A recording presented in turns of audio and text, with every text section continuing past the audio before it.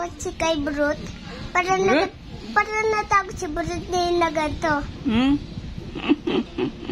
Takotin natin si Bulot? Oo. Ano katulad Gusto yan? mo sakalin natin si Bulot? Ayoko. Ayaw mo? Siguro katulad yan. Anong gagawin natin kay Bulot?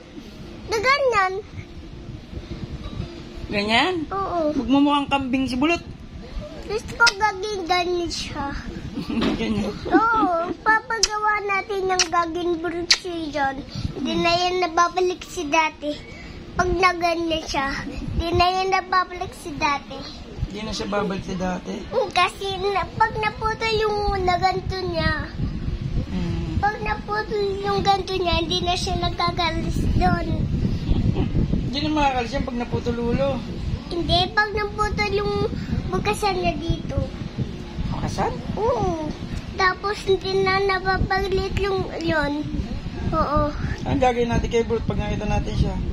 Pag na ano yung bukas niya na ganito, pag na bukas, tapos gaganto alis niya yung ganito nakakaalis, hindi siya nakakahinga doon. Hindi na siya makakahinga. Oo, dapat tanggalan natin din yun. Kasi mo? Oo. Ano, hanapin natin mamaya si Bulot. Yung para yung... Sasabit natin sa puno si Bulot. Dapat ganyan din yung ganyan. Ganyan din? Dapat katukan, dapat din yun. Tapos babalik dito yun, si kay Brut. No? Si Bulot? Oo, tapos... Gusto mo, isabit natin sa puno si Bulot? Tapos gaganto mo yung bebeg mo. Gaganto yung bebeg ko.